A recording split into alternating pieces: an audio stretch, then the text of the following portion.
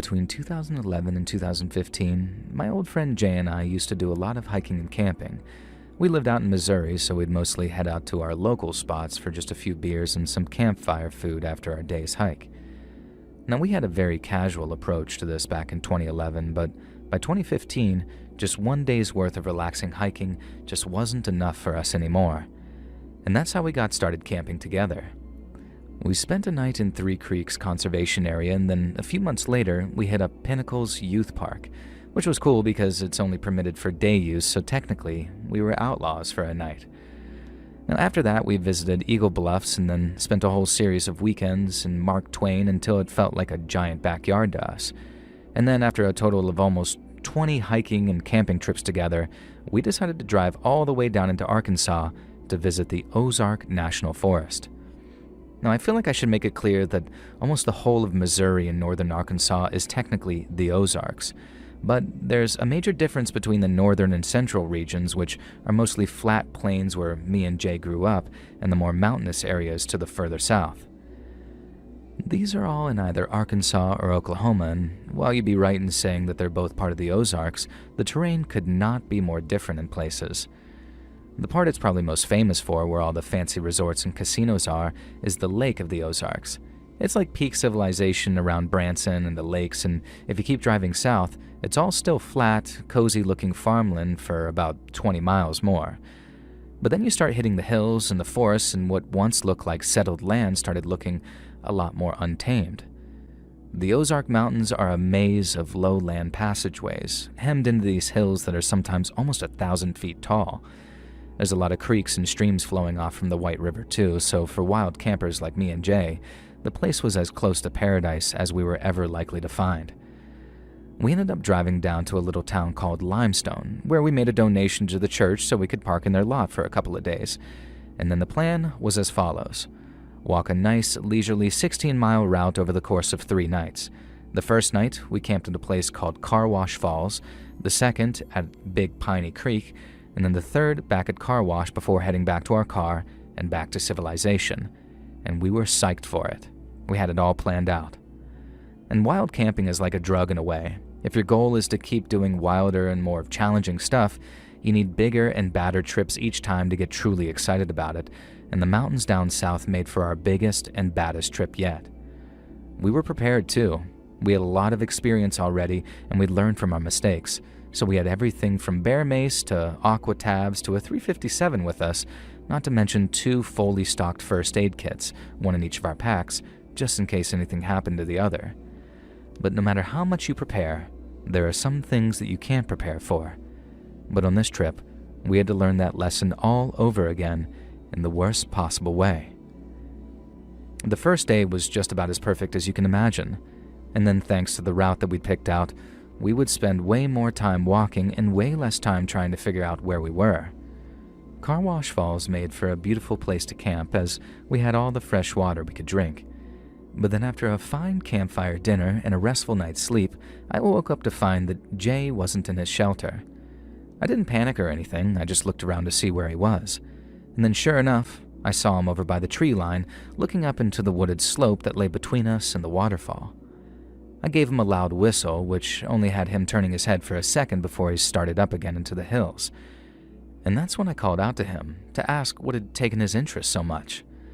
Now I figured that he'd probably just yell his answer back to me, but when he didn't, and stayed quiet as he turned and started walking back towards me, I figured there had been some kind of wildlife encounter. We mostly stayed quiet around animals so we didn't spook them. Now from the way he kept looking over his shoulder as he returned to where we were camped, I figured that he might have seen a black bear, but Jay shook his head. He said a person had been watching us from the tree line and that he only noticed as he started walking towards the falls to take a morning wash.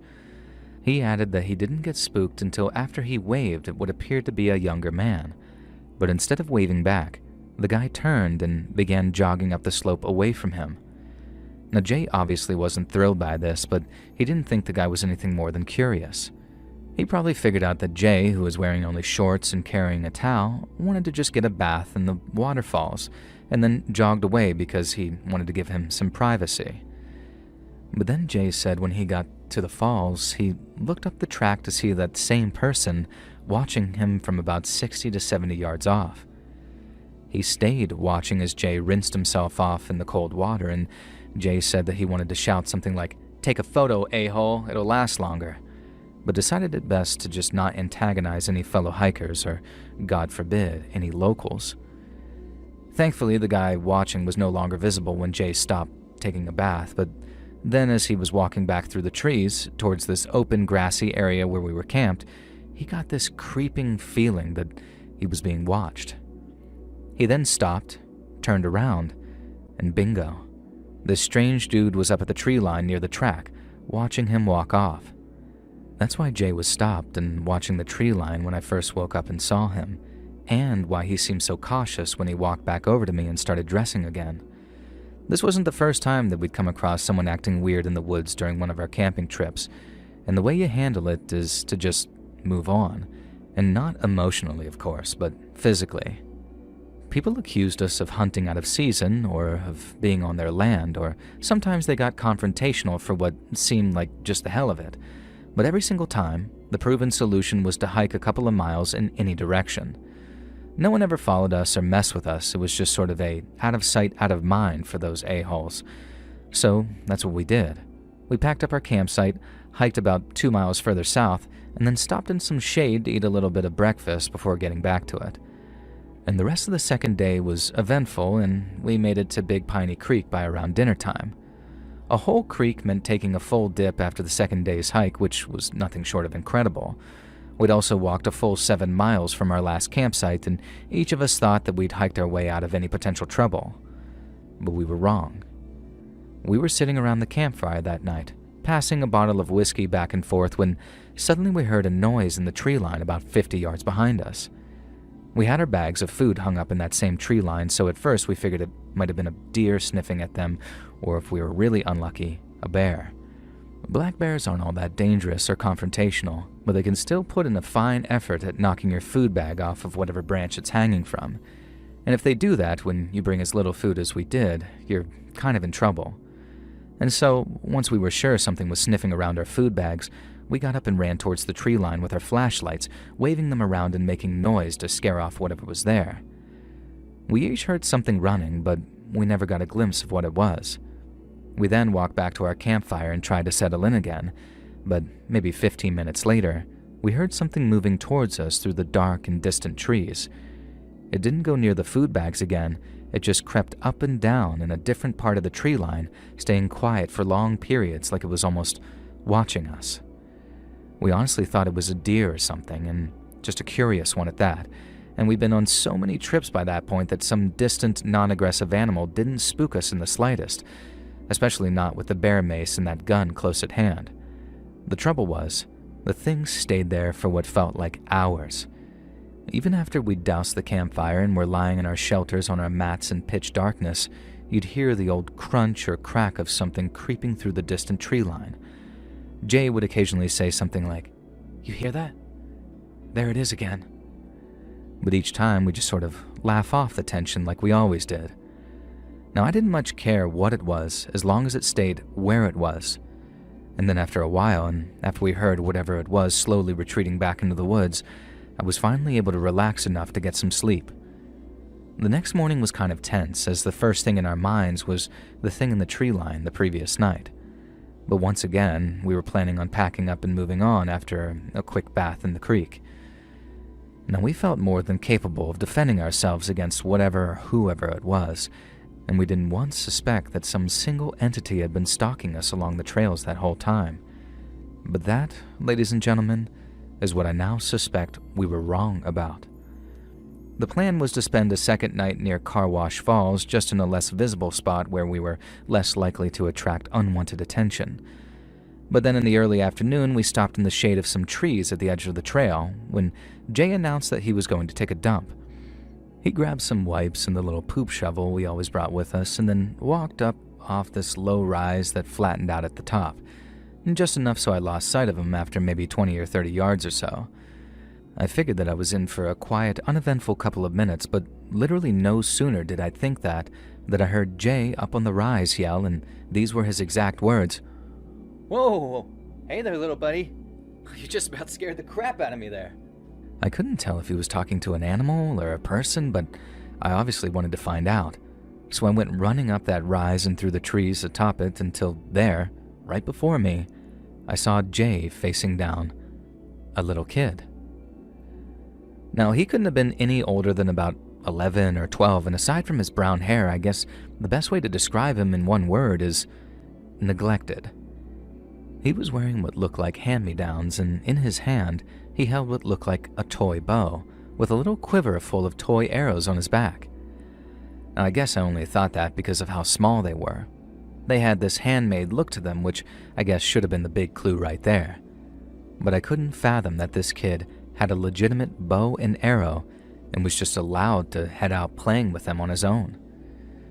It was only when I got closer that the kid took one of the arrows from his quiver, and while I didn't see any big shiny points on the arrow, I didn't see like a safety stopper or whatever either. I remember looking at Jay and asking him, "Dude, is that thing real?"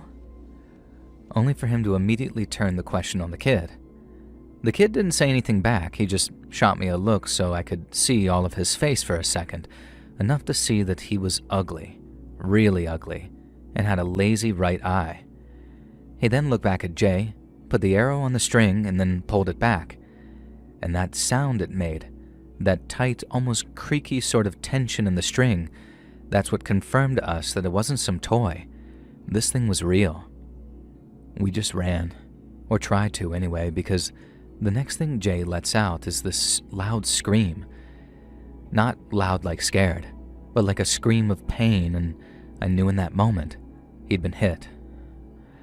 Now, I was nearest to that slope that led to our pack, so I was the first down and the first to look back, but not until I heard a second scream of pain from Jay, and when I got to my pack and looked up, he had two, not one, but two small wooden arrows sticking out of him, one out of his shoulder and the other much lower near his hip.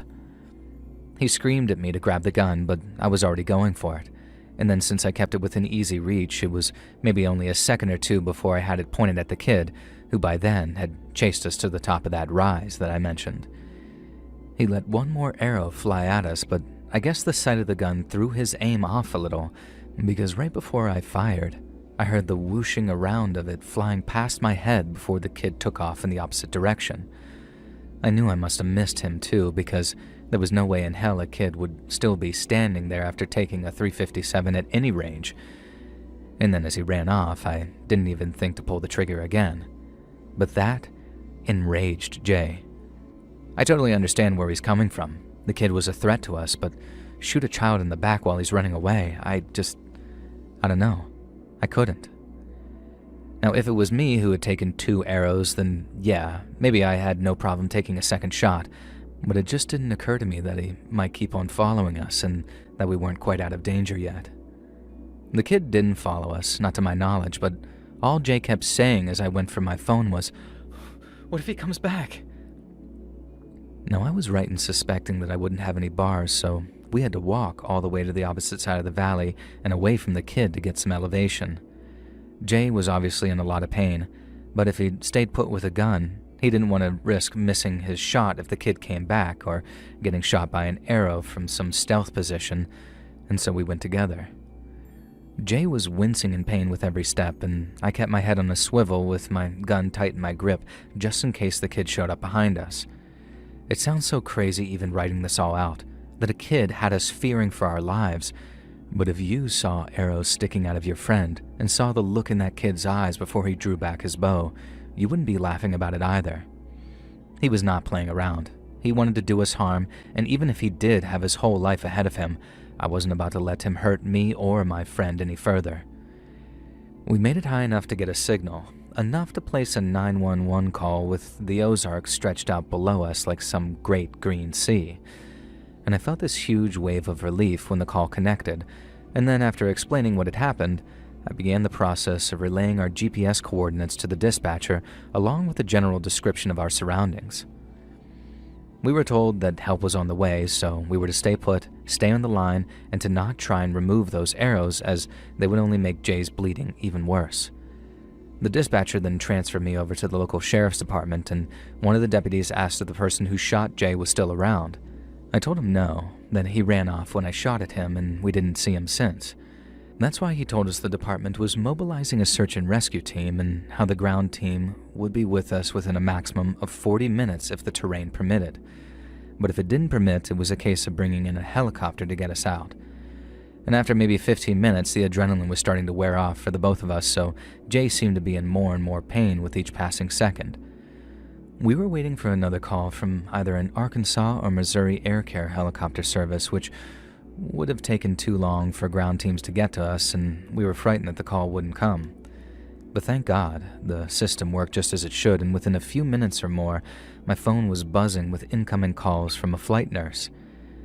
Now, he talked us through walking downhill and back towards the clearing that we'd been walking through so they could use it as a makeshift landing zone, and after that, he told us to stay put and stay visible, and then said that they'd be with us as soon as possible. Now, the wait was agonizing, but Jay said the pain was easier to bear knowing that help was on the way.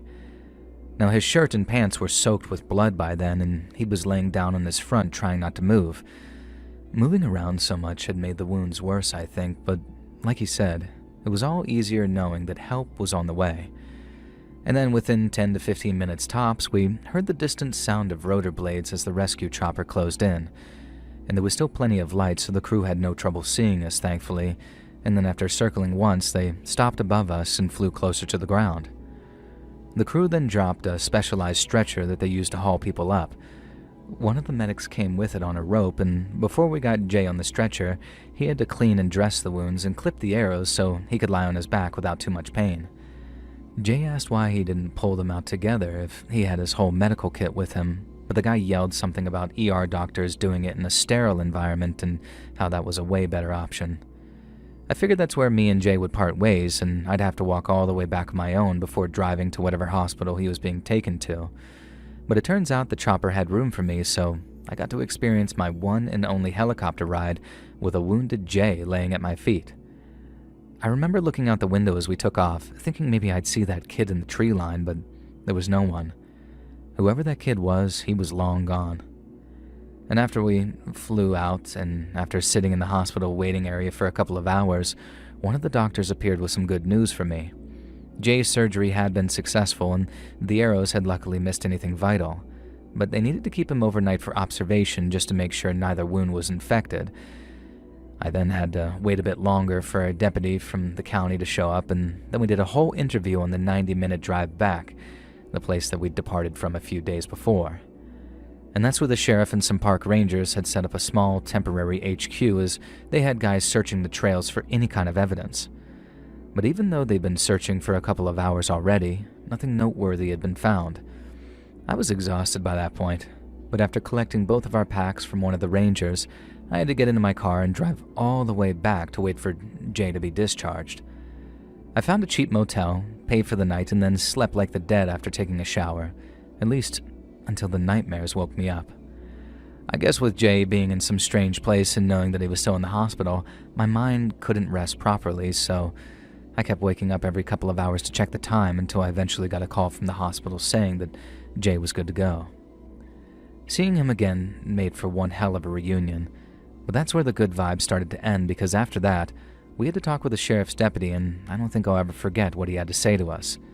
Long story short, he told us not to get our hopes up. He said that folks who lived up in those hills weren't nearly as nice or welcoming as the folks in town, and that most likely they'd close ranks to protect whichever kid shot Jay with those arrows. He said he and his buddies up in the county sheriff's department had been dealing with the mountain folk like that for as long as anyone could really remember, that they lived separately, by their own laws, and how, in his humble opinion, the best thing I could have done was shoot that kid dead while I had the chance. That way, I'd have done the whole community a real big favor and saved somebody a whole lot of trouble in the future.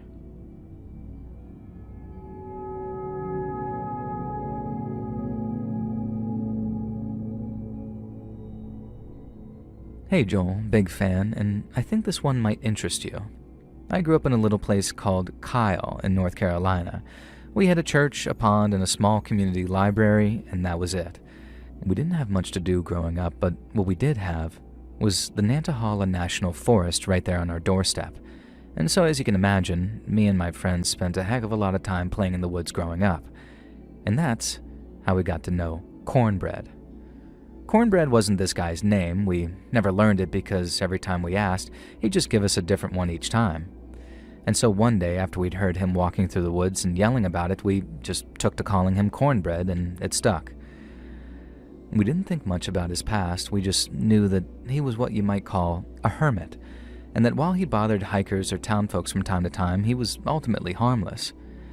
But while Cornbread was harmless, and while he definitely had a wholesome side to him, he had a creepy one too, and this led to all kinds of crazy rumors flying around about him, some of which I can confirm and some that I can't, but I can definitely believe.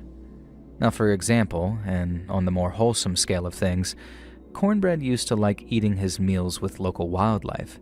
You'd hear about him roasting birds or rabbits over there in the forest, but I only ever saw him eating from cans. And when I did, I saw him scoop a little of whatever was out of his can, and then he backed off and waited until a bird flew down and started pecking at it.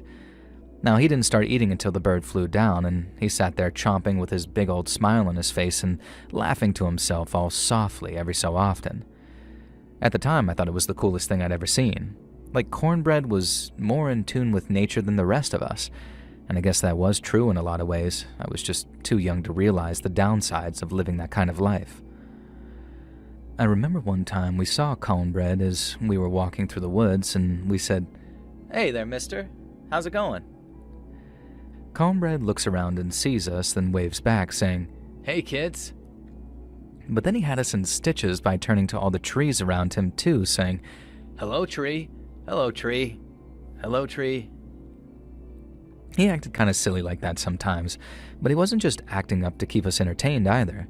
Some of my mom's friends said that he'd been famous for having long conversations with trees for quite a while, and that sometimes he'd sing them lullabies at night. And while that sounds kind of wholesome, people said it scared the ever-living crap out of them when they heard it floating through the darkness on the trails at night. Now, he also liked to refer to himself as we, and while as kids we just thought that was funny, the grown-up me looks back on that thinking, damn, he really was crazy, huh? Now, other examples of Cornbread's weird behavior was how sometimes, if you were walking through the woods, you'd see the little homes Cornbread had built for animals. Now, they were teepee-shaped homes made of sticks of varying sizes, and were bound by whatever cord he had around at the time. Now, he'd keep them occupied too, even if it was just insects in there feeding on whatever food he'd left for them, and then he'd go around checking in on them like some kind of critter landlord. And again, that sounds pretty wholesome on paper, right? But when you're walking through the woods and you come across a small village worth of little teepee huts, all jagged like some creepy little elves made them, you start worrying about the state of mind of the person who made them and if they're close by or not. Now, I never saw this personally, but I heard Cornbread liked to keep things that he found in big glass mason jars that he kept somewhere in the woods, but specifically things left behind by people. Now, I'm not talking about trash or cigarette butts, nothing like that. I'm talking about lost hairbands, gloves, even buttons that had fallen off of old or poorly made clothes. Anything that was lost, he liked finding a home for it, and that home was in his mason jar, stashed somewhere in the woods. Now, I heard someone spotted him while out hunting one day, and that Cornbread was cradling that big glass jar of his like a baby, and whispering to it. Now, again, I never saw that with my own eyes, but I believe it. Sometimes, and this is something I did see with my own eyes, you'd find these flimsy chair-looking constructions made of sticks and twigs. They weren't strong enough to sit on, as a buddy of mine discovered to our amusement, but they weren't meant for people. Cornbread used to build them for ghosts, and people said he'd sit in front of them at night, waiting for one to come along and tell him its story. Now, I was never out in the woods that late, so that's not something I can confirm, but if you told me he liked talking to ghosts the way he liked talking to the trees and the animals, I'd believe it 100%. He used to write these letters too, but then instead of mailing them, he'd fix them to tree trunks, impaling them to shoots or branches that he'd cut away to form a little tack. Now, me and my friends found one once, and we took it down to see that Cornbread had addressed the letter to tomorrow, like he was writing to the future, trying to get messages from it. I obviously don't believe it worked for him, but it does mean I believe the rumors that Cornbread used to tell random hikers about things that hadn't happened yet. I heard the rumor started when Cornbread apparently told a local woman, whose mother happened to be sick with cancer, Your mama's going to be just fine." It turns out the mom was going through her last round of chemo at the cancer center over in Franklin, and a couple of weeks later, she got the good news from the doctors. Her cancer was gone, and it wasn't coming back anytime soon. I also heard a rumor that he told another hiker something to the effect of, "Your time is short." And then that same hiker later went missing while walking in some of the other areas of the country. But I think that might lean on the less believable sides of things, no matter how well it ties in with these things. And I also didn't ever see the darker, stranger side of Cornbread because I wasn't a hiker from someplace else. He loved messing with hikers, but never locals, always outsiders. But I guess that's half the reason he attained the status of a creepy, not-so-urban legend from some of the college kids who came around hiking.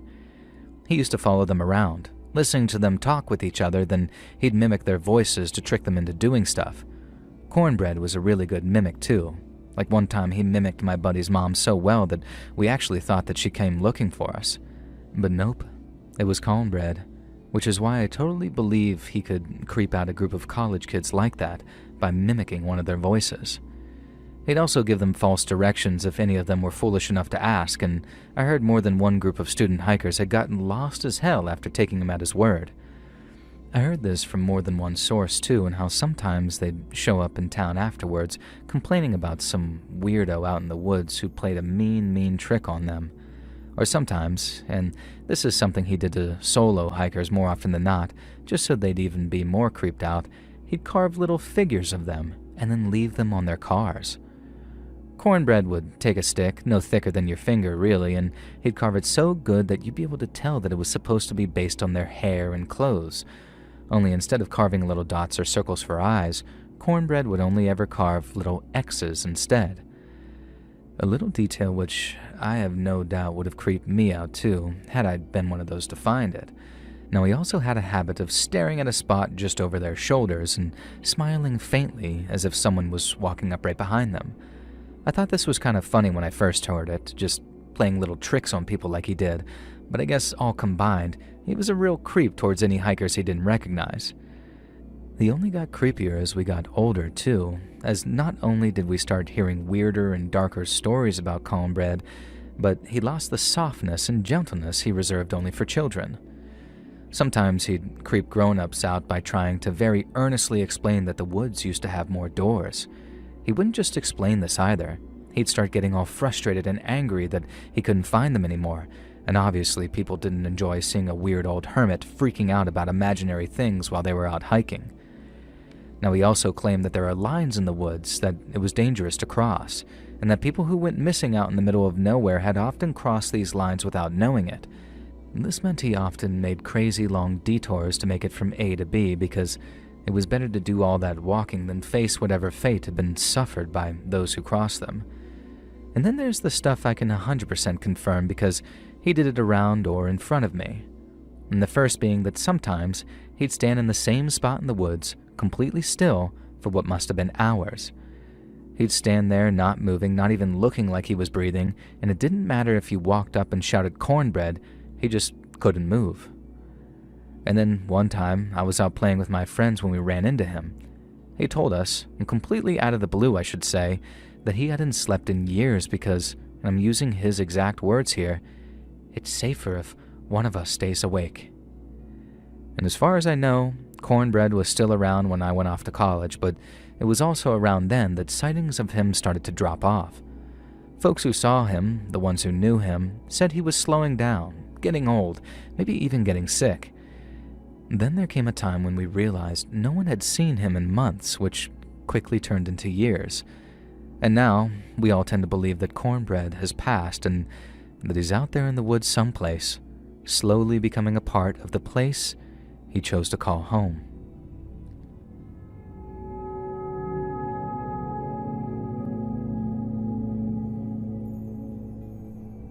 A few years back, me and a few old college friends of mine had a little reunion. We met at UCLA back in the 90s, and we used to spend a lot of our spare time hiking up in Santa Monica, and sometimes in the Angeles National Forest. Now, it's that second one that we chose for our reunion. Then, after dinner and drinks at what amounted to a little slumber party at my place, we drove out to Angeles in the early morning to begin our day's hike. And the hiking was fantastic, and it was awesome to be hanging out with old friends again, but after we got back to the place that I parked my car, we found that the car was missing. I had a total dude where's my car moment because I did not want to believe my car had actually been stolen. And then slowly but surely, I accepted it and I got appropriately pissed off. I called the cops from the trailhead to report my car and then called a cab to take us to this Korean barbecue place.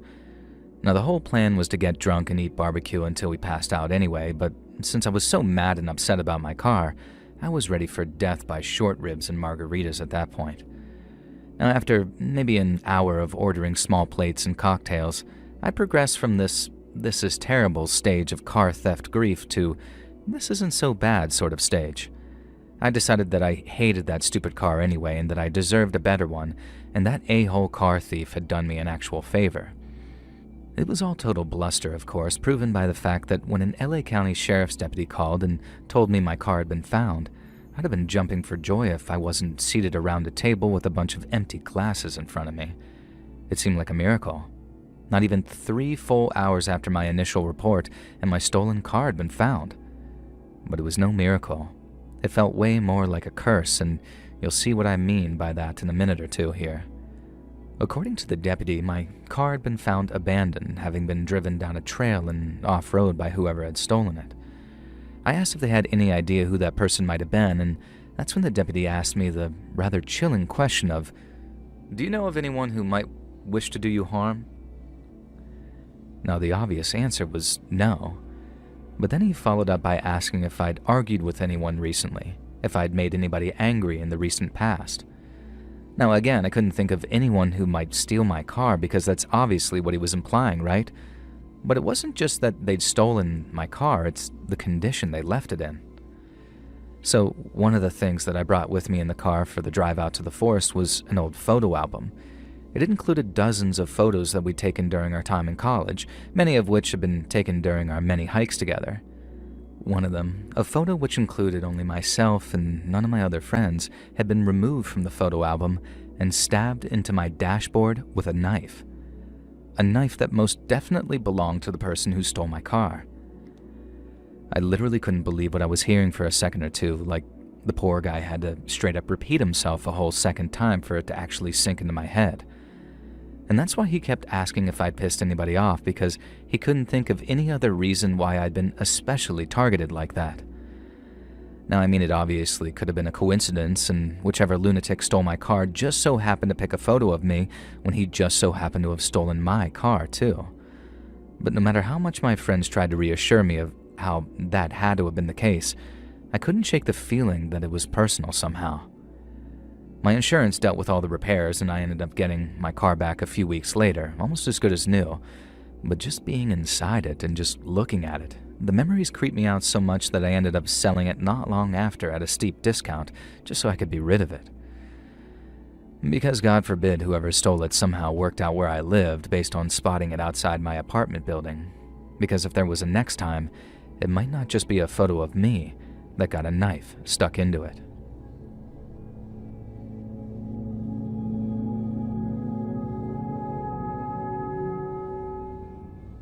After I graduated college, I ended up moving to Jacksonville for work. I didn't know anybody when I first moved, not until I signed up to an all-female yoga class and met 2 like-minded women. Now, for context, I too was a female in her mid-20s, and the 3 of us had a lot in common. We were health nuts, independently minded, and we each had a deep love of the natural world. So I guess it was only a matter of time before one of us suggested that we all go hiking. It became our primary form of exercise, and it was great hanging out with them, but for me, it went a little beyond that. I guess it was a combination of burning off steam and the gratitude that you feel for everyday luxuries after walking somewhere wild and kind of scary. But hiking became a big chunk of my hierarchy of needs, as it were. And then one day, after both my friends just so happened to cancel at short notice, I thought, screw it, I'm going solo. Now, my usual haunts would vary, but on this occasion, I decided to do a little exploring in the Osceola National Forest. Osceola has a lot of swamp and a lot of wildlife, but thankfully, enough solid ground to make for a solid hike. I'd never visited previously, but it was only being about an hour's drive away, and I figured that it was a fine choice for a day's hike.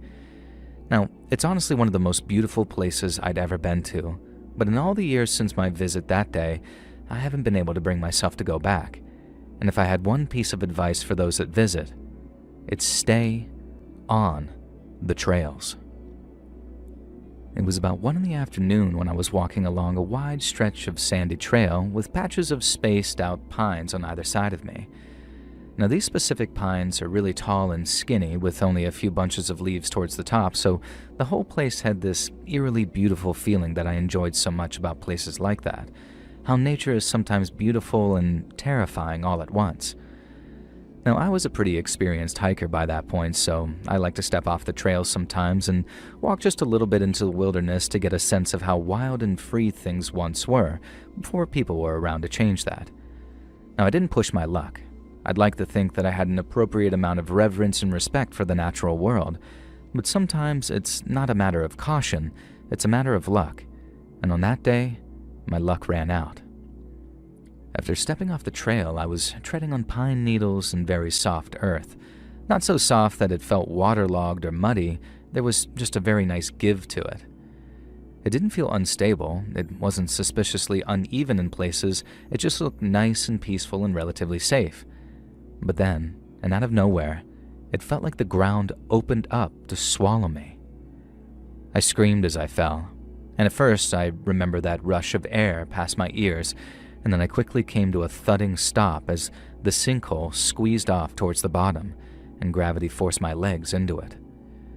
Feeling my legs get all scraped up was agony. With all the fear that I was feeling, it was like the pain barely even registered.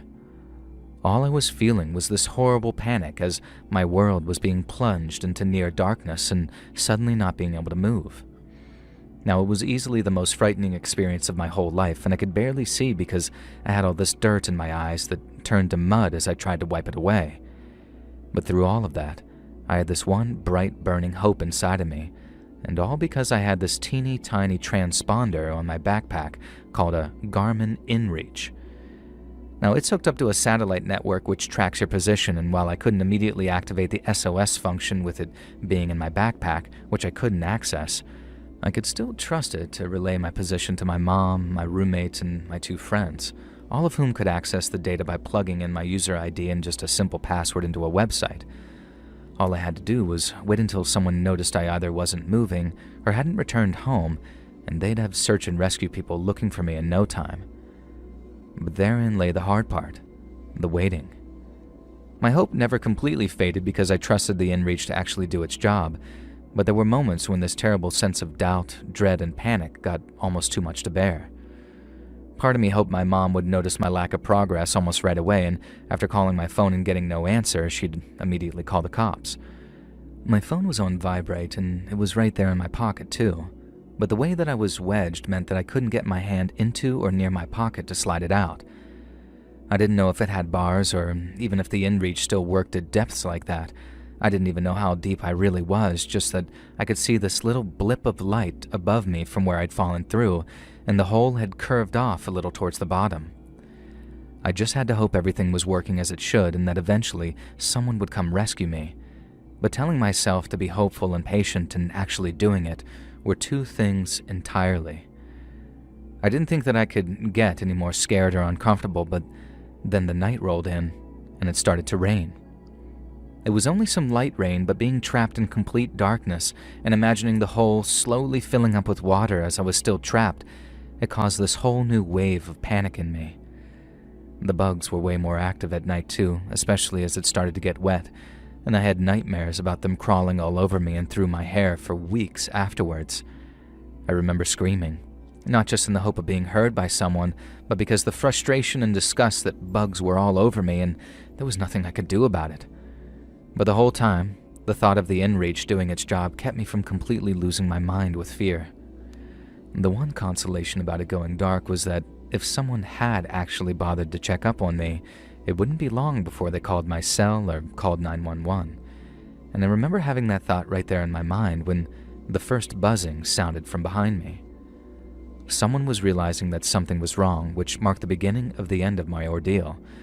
And while I couldn't answer the call to tell them something was wrong, I knew that not answering it would be just as effective in getting the message across. The call stopped, then maybe a second or two later, another one started up again. Maybe 2 or 3 more followed, shorter ones that time, and then silence. And even though I was trapped down there in the dark, I felt this sense of hope rising up inside of me. Now, I'm not sure how much longer I waited, but fixating on my eventual rescue kept me sane as the darkest hours ticked by. My phone started ringing again and again, and even though I couldn't answer the calls, the sound brought me so much hope that I started to cry at one point. Crying helped me feel just a little bit calmer, and while I was never close to anything like being able to shut my eyes and sleep, those final hours had a strange sense of calm to them as I counted every single second until I was rescued.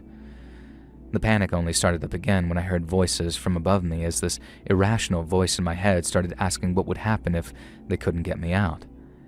I kept thinking about that guy the 127 Hours movie was based on, Aaron Ralston, and how he lost an arm because of how he got stuck.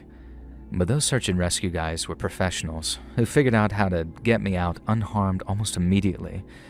And I was yelling myself hoarse by the time I saw their flashlights at the top of the hole, and then after calling down that everything was going to be fine, prompting yet more tears for myself, they got to work lowering someone down to me.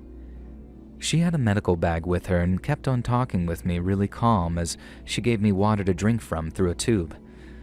Next came the guy whose job was to plan the actual extraction, and after assuring me the walls were stable enough for a quick extraction, meaning no heavy digging, he told me that I'd be home and safe in no time at all. And after that, 2 more guys came down and they worked together to gently sift the dirt around my hips with these little collapsible tools that they had with them. Now, once I was loose, they slid me into this bright orange rescue litter, basically a tough stretcher with straps and a harness, before clipping me in tight. They radioed up to the team up top, and a winch started to pull us all up slowly and steadily. And then finally, after what seemed like way longer, I emerged from the sinkhole. And even though it was dark and rainy and I was kind of cold by then, it felt like one of the best moments of my entire life. They had an ambulance waiting for me right there on the trail, and I also heard that they had a helicopter on standby just in case they'd pulled me up to find more serious injuries. But since I didn't have any, the paramedics checked me over quickly and wrapped my ankle to cushion it where I'd sprained it pretty heavily, and then off we went to the hospital to confirm that I was good to head home again. Now, from the moment I fell down that sinkhole to the moment that I got home, I think no more than around 13 to 14 hours had actually elapsed. But limping back through the front door of my apartment felt so relieving it was surreal, like I'd been gone way longer. I still can't believe how fast and smooth those search and rescue people got me out, and I'll never stop being thankful for how professional and reassuring they were while doing it. I still go hiking from time to time, although nowadays I travel to much less exciting places and usually with my husband and our 2 kids. But if there's one thing that I've learned, and one thing I always say to my 2 boys, it's stay on the damn trail. Hey friends, thanks for listening. Click that notification bell to be alerted of all future narrations. I release new videos every Monday and Thursday at 9 p.m. EST, and there are super fun live streams on Sunday and Wednesday nights. If you got a story, be sure to submit them over at my email, letsreadsubmissions@gmail.com, and you might even hear your story featured on the next video. And if you want to support me even more, grab early access to all future narrations and bonus content over on Patreon, or click that big join button to hear about the extra perks for members of the channel. And check out the Let's Read podcast, where you can hear all of these stories in big compilations located anywhere you listen to podcasts. I also have a true crime channel called Saturn Soul. All links are in the description below. Thanks so much, friends, and remember, cornbread is friend, not food.